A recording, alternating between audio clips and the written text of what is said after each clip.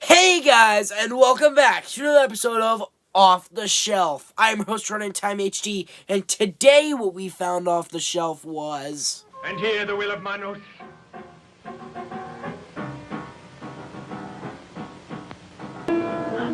Mike, help us! Oh my God! Manos, God of primal darkness, as thou hast decreed, so have I done. The hands of fate have doomed this man. Thy will is done.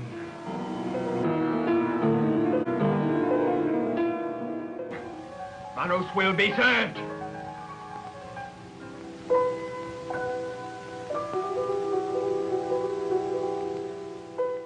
Manos, The Hands of Fate, released in 1966 and directed by a fertilizer salesman. I think it's a horror movie. I'm not 100% sure. I might be 70% sure, but I'm 70% sure it's a horror movie. This movie was horrifying, dude. Like, my favorite part was the 6-woman tag team match in the middle of the movie. Just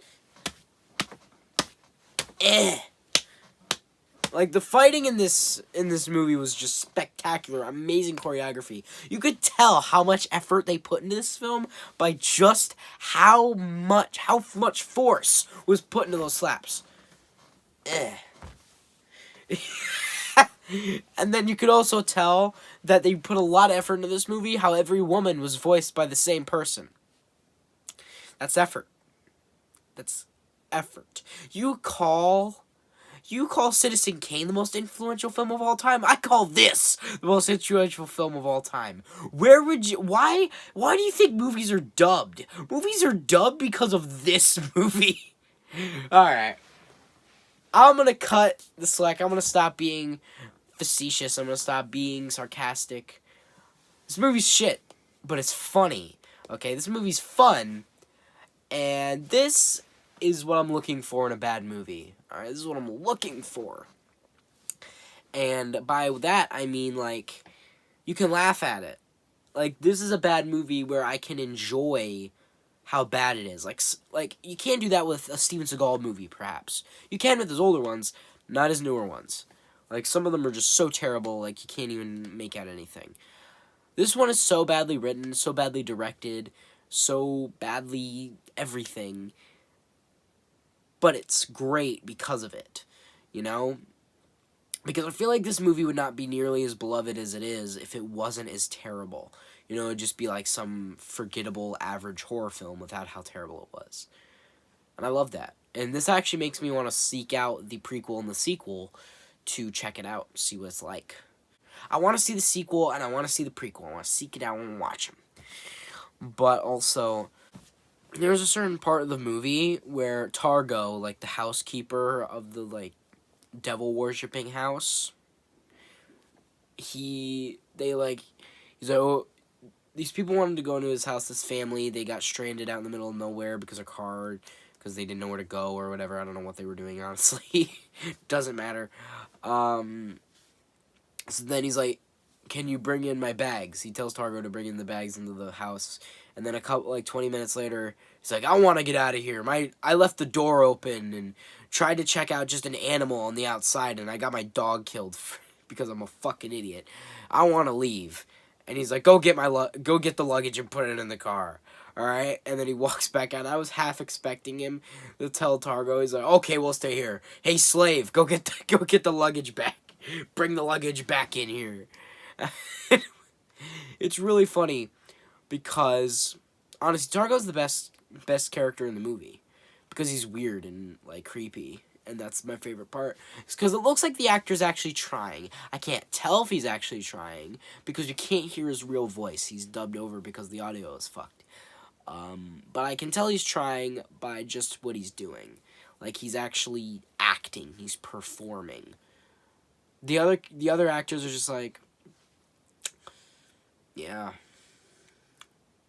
my dog's dead. My daughter might be dead. Yeah.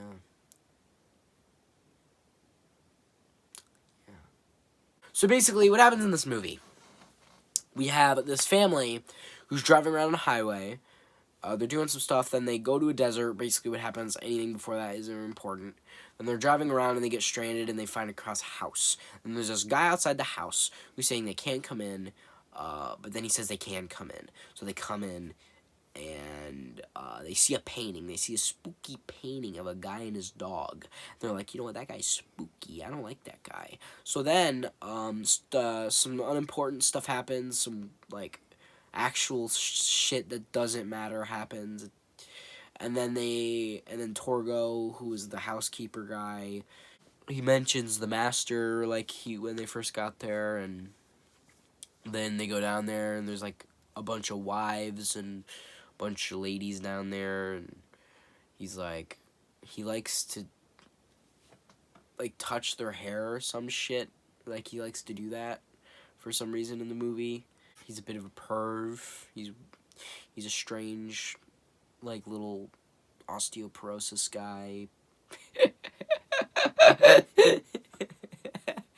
But he's like a strange little man, and then he wakes the master up, and then he wakes his wives, and then he's like sitting on his bed, and now they're all like arguing and talking, and then the master's just like looking around like, this was a mistake. Like, I shouldn't have had this many wives. This is a mistake. Like, it genuinely looked like he regretted having that many wives. And throughout the whole film, I feel like he does. I feel like throughout the whole film, he regrets having this many wives, but it's, like, out of obligation for, like, Manos or some shit. It's, like, out of obligation. And then some other shit happens that doesn't really matter. And then they constantly emphasize that the dad, Mike, is tied to a tree. They really like to show you that he is tied to the tree. You know, they just really want to emphasize that part. They show it several times, just to let you know, just to remind you. But, yeah. Then he gets out of the tree after, like, a cat fight. Like, a big, like, 3-versus-3 cat fight happened with the wives. And then he has a gun, and he's, like, they trip in the sand a shit ton. He finds his wife, and she trips in the sand a lot, and, like, she stubs her toe. She's like, go without me. Just leave me. Several times just because she tripped. It's the most ridiculous shit ever. Then they're like, you know what, let's go back to the house, the devil-worshipping house. That's a great idea. They'll never think we'll go back to the house that they live in. It's not like they're going to come back or anything. So then he walks in, and then he shoots the master, and then at the end of the movie, it's revealed that that Mike's wife and his daughter got turned into, like, the girls in the dungeon. Like, they're, like, because they were, like, on the pillars, and they were, like, in a paralysis or some shit. And then Mike becomes the housekeeper because they killed Targo earlier on in the movie. Or, like, killed him. They just kind of blew his hand off and he ran away. They didn't even really kill him. Like, throughout the whole movie, they, like, describe him as dead. But not really. He's just without a hand. Like, it kind of confuses me on how blowing up his hand kills him. Like, yeah, that's a loss of blood, but, like, it's also heated, so it's, like, carcerates the wound, right? So it wouldn't really bleed, you know? Is that right? Did I use the right phrasing there? I'm not a master on whatever that is, like, biology or whatever. I'm not a master on that, but I think that's what that is. But, yeah, that's pretty much the movie.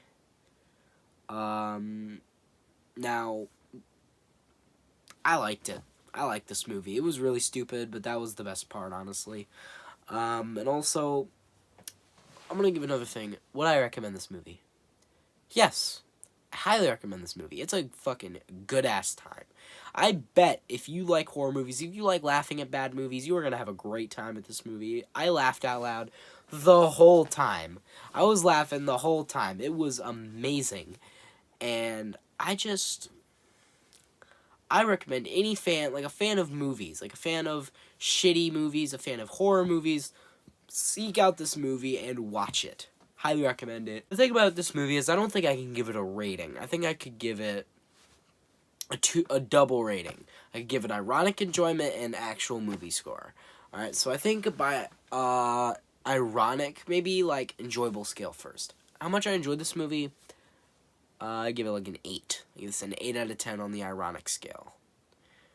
And real movie standards, probably give this like a 3. Like a 3 or maybe even like a 2. Like, I think 1 is insulting, 2 is just like really bad. Like, at actual movie standards, this movie's terrible. But like, a comedy, this movie's great. It's not intentionally funny, but it is, and that's the important part. So I'm going to recap that real quick. Ironic is 8, and real is probably a 2.